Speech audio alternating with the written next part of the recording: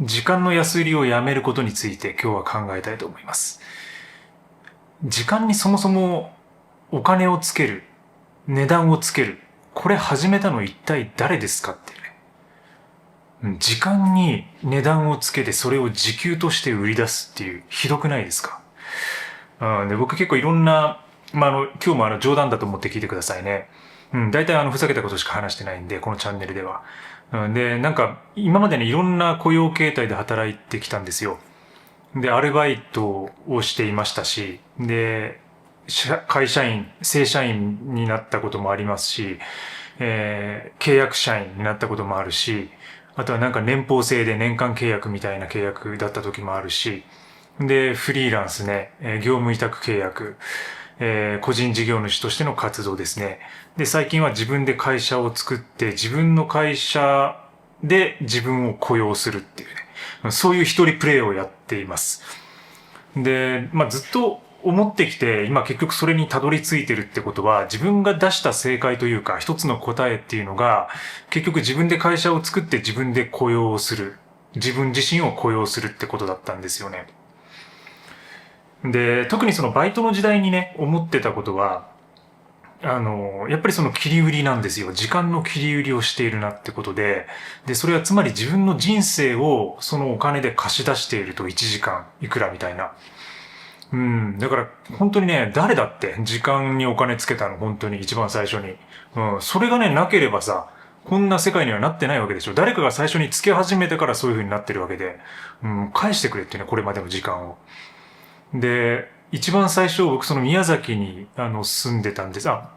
出身は長崎なんですけど、宮崎に住んでたことがあって、そこでちょうど10代、18ぐらいからね、学生時代を過ごしたんで、一番最初にバイトをしたのは、宮崎だったんですよ。で、宮崎県って結構日本の中でも時給が最低賃金のね、場所なんですよね。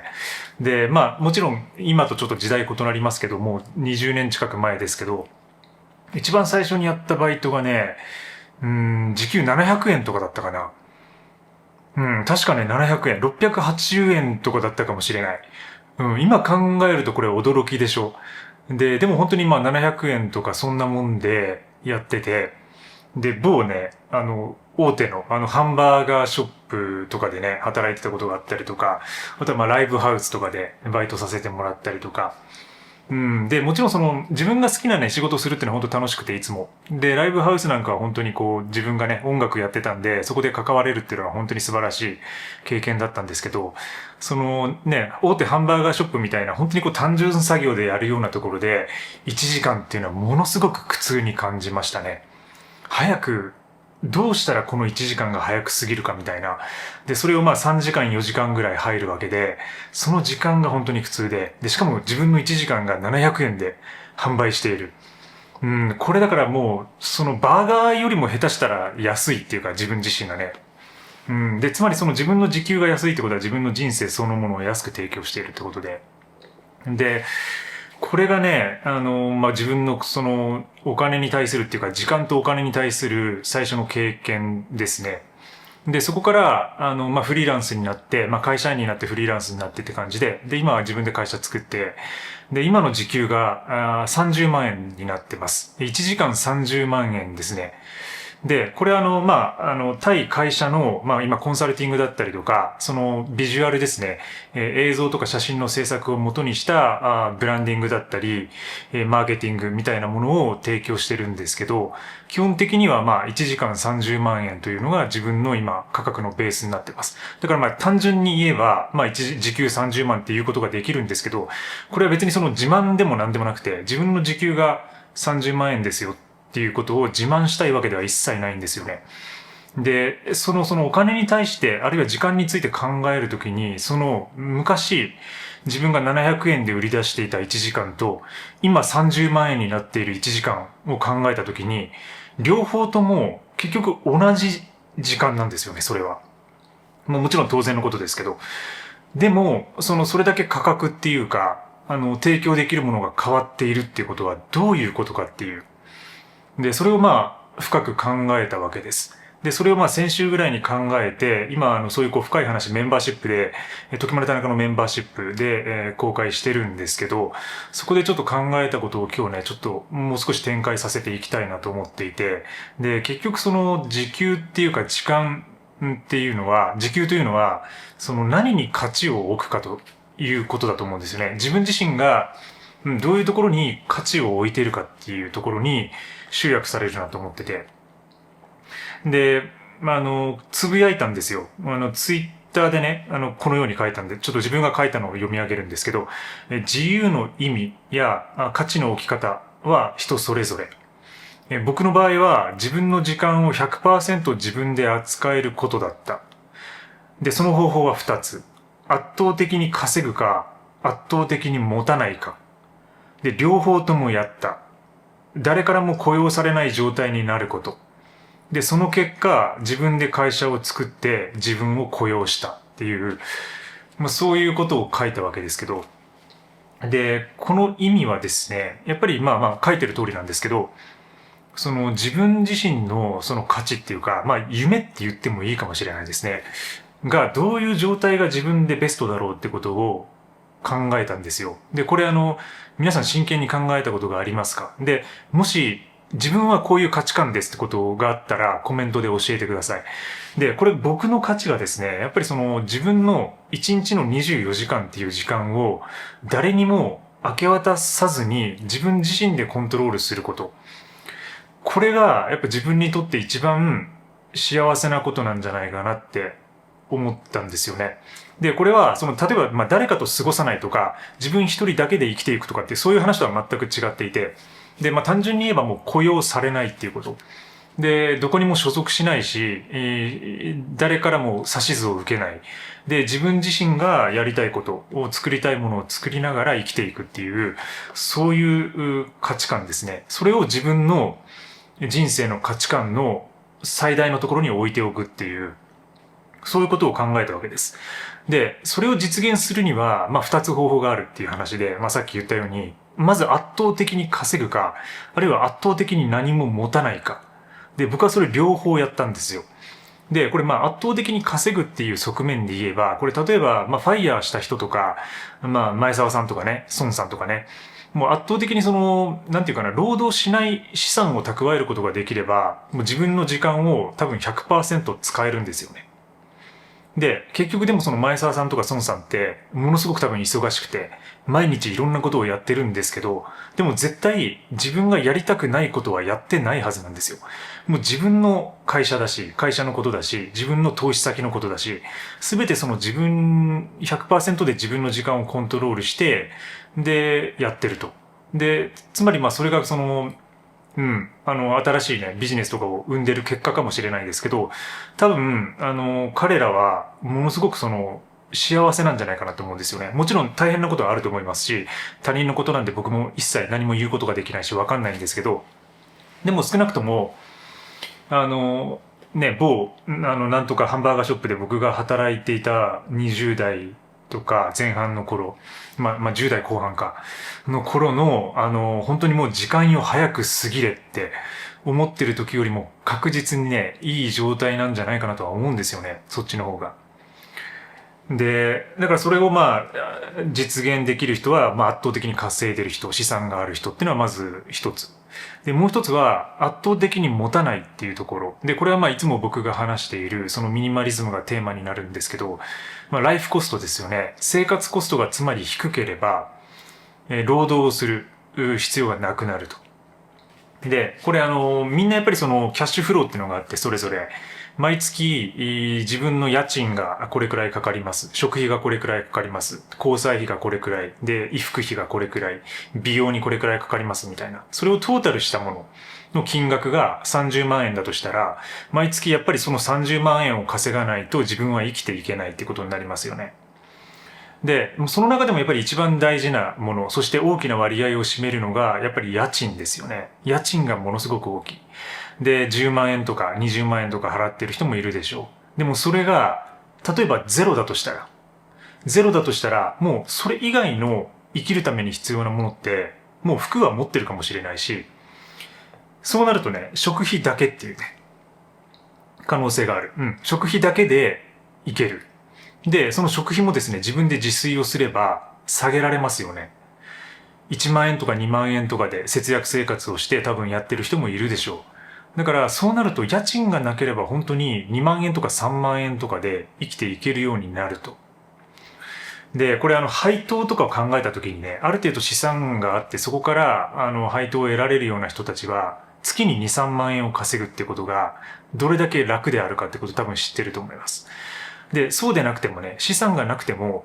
月2、3万円であれば、その分の時給の仕事、あるいはそれに値する仕事をすればいいので、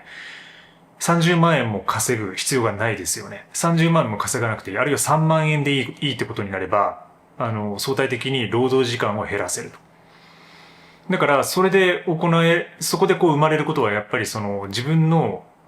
嫌な仕事とかをしなくてよくなるってことだったりとか、自分にこれは合わないなって思う仕事をこう手放すことができたりとか。で、結局だからそういうところで、出費っていうか自分のライフコストを下げることによって、その自由な生活で自分で時間をコントロールする時間っていうのが増えるっていうことになります。でもこの両方ってね、やっぱ難しいんですよね。だから僕もその両方は完全にできないと思っていて、だからこそ両方取っているっていうところがあります。だからこれ完全に本当にね、資産が多分100億とかあれば、僕多分、一切っていうか、ミニマリズムも、当然やるとは思うんですけど、最初からその状態ででも多分ありえないじゃないですか。いわゆる親からの相続とか、もう実家がむっちゃ太いとか、なんかそういう人たちだけですよね。僕は全然そういう感じではないんで、むしろ、だからそっちを両方やるしかなかったっていう感じで、で、稼ぐ方もやめずに、で、減らす方を極端にやるっていう。それによって自分の自律的な、自分で、自発的に自律的に回っていくような仕組みを作っていくっていうのを、それをまとめたのが、ミニマリストソロプレナーっていう今年1月に、2月かな、に出した本ですね。そこにその方法論をまとめてきたわけです。だから、それがつまり、自分の時間を取り戻すことになっていると。で、やっぱりいくらね、会社員であっても、その時給っていうのは本当にたかが知れていて、で、手取り40万円の人であっても、1日8時間稼働して、週5日って考えると160日で、時給2500円なんですよね。で、実際にその手取り40万ってことになると、多分おそらく年齢とかにもよりますけど、社会保険を含めると、実額の給料が多分50万円とか、54、5万ですね。54、5万円の給料。で、手取り40万。で、手取り40万円であっても、だから時給2500円ってことなんですよ。で、これが、どうかってことですね。だから時給2500円っていう、普通に考えたら今結構時給上がってるから、それ以上のね、バイトってたくさんあるんだと思うんですよね。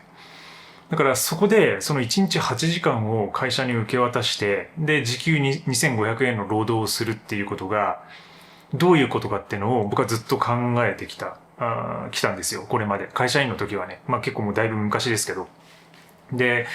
その中でやっぱり本当に、今ちょっといろいろ話飛び飛びになりますけど、やっぱりいつも僕が考えてきたのは、最初からそういうふうな、今みたいな自由な生活ができていたわけではなくて、本当にその苦労の連続だったんですよね。というかもう本当に疲弊でしかなかったというか、もう葛藤の中で自分はずっと生きてきたような人間で、むしろ。で、本当にその会社の時間とか、自分が好きじゃないような仕事をやってる時は本当に苦痛だったんですよ。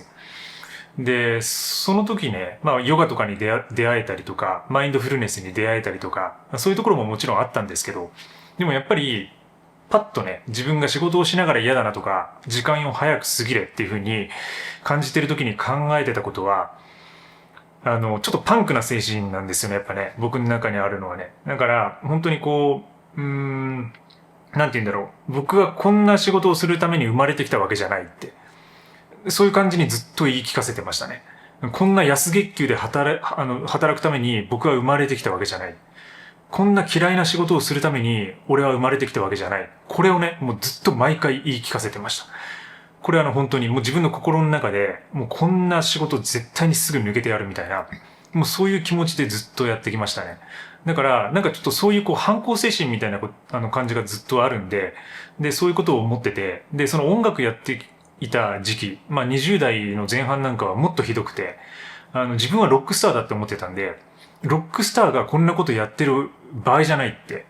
ロックスターはこんな仕事やらねえだろってことを自分に言い聞かせてましたね。これ本当に馬鹿げてるかもしれないんですけど、今すごく笑えるんですけど、でも当時は本気で、なんかこういうね、なんかバーガーを作る作業をしてるときに考えるんですよ。俺はロックスターだって。ロックスターがケチャップのショットを打つかって。ロックスターが肉をね、パティを置いた後に逆か。だからロックスターが肉を焼く前に、バーガーに丁寧にピクルスを乗せるのかって。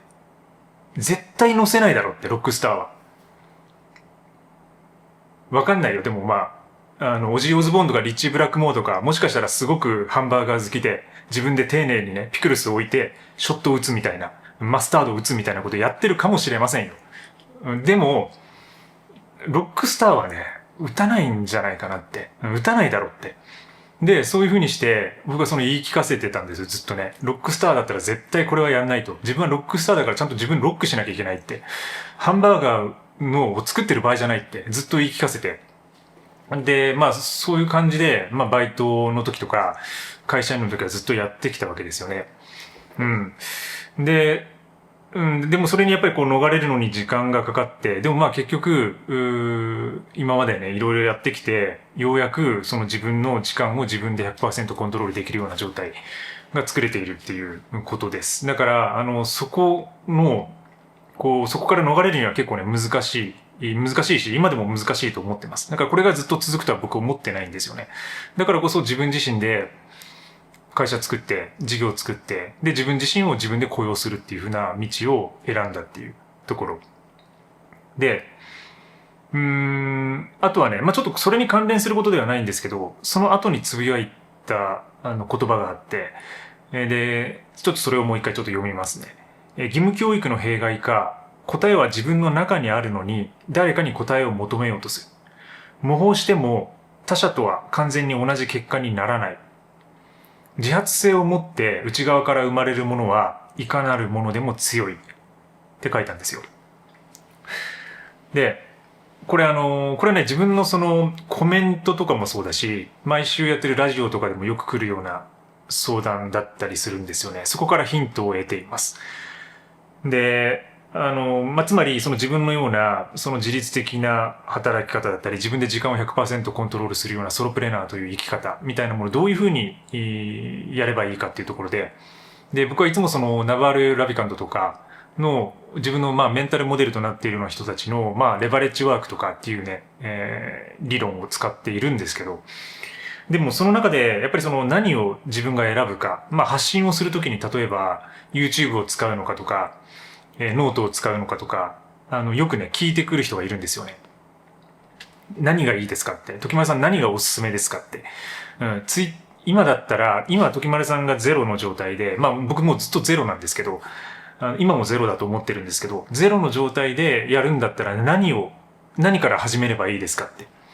で、聞いてくる方がいるんですけど、でも質問の時点で結構ね、難しいかなって思っちゃうんですよね。で、なぜなら、伸びる、SNS とか、伸びる発信とかっていうのがあるわけではなくて、もうなんか、すでに世の中に出てるものしかないわけですよね、プラットフォームって。で、その中で、プラットフォームがどういう状態かっていうだけであって、で、その中で選ぶのは、もう自分自身でしか選べないってことです。だから誰かがやってるから、これをやれば成功するってことは全くないと思っていて。で、一つね、やっぱ鍵となるのは、やっぱり何かを始めるときに、さっきのロックスターの話がここで繋がってくるんですけど、誰もがロックスターを持っているはずなんですよ、心の中に。あるいは、心の中のロックスターに気づいてない人がいるってことです。で、これは例えば自分が何もやっていなくて、例えば YouTube を見たときに、この YouTube 面白いなとか、なんかこいつが話してることだっこいつが話してるよりも自分の方がうまく話せるかもしれないなとか、もっと自分の方がうまく表現できるかもしれないなとか、なんかやっぱり衝撃を受けるコンテンツとか、面白いコンテンツに出会ってると思うんですよね。で、それは、TikTok なのかもしれないし、Instagram かもしれないし、だから、まあちょっと例がね、僕の場合はそんなにもう SNS を見ることがないので、自分で使いはするんですけど、見ることがないんで、でももう何十年もね、ずっと使ってきたんで、やっぱりその中で、この人の発信すごいなとか、こういう投稿面白いなって思ったことがこれまでに何度もあるんですよ。で、それをやっぱ見たときに、じゃあそれを自分もやりたいなって思って、で、自分ができること、自分が話せることをそこで書く、話す、みたいな感じにしてやってきたってことです。だから、何かそれをやるときには、もうきっかけがあって、で、自分がその感動したものとか、本当に面白かったものとか、そういうものがあってから、じゃあそれをじゃあ自分が再現しに行くっていう。で、これは最初に言ったその模倣、完全な模倣とはね、ちょっと違うんですよ。結局感動したっていう表面的なところで、ちょっと抽象的なところ、概念的なところだけがあって、あと、その後に作るものはもう自分自身の中にあるもの。で、むしろその自分自身の中にあるものしか結局出せないので、だからそこをね、やっぱ履き違えてる人が、まあ、もちろん自分の、チャンネルは結構そういうものづくりとか、まあミニマリズムだけじゃなくてね、クリエイター発信だったりとか、クリエイティブだったりとか、そういうことについて話してるので、なんか、どれがいいかなっていうのを多分迷ってて、まあちょっと聞いてみようぐらいの感じかもしれないんですけど、ただ、